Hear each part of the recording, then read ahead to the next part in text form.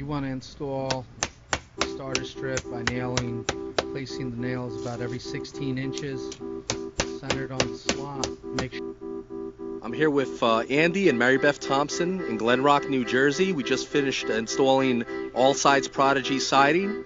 And guys, what can you say about the installation? How do you like New America Construction service?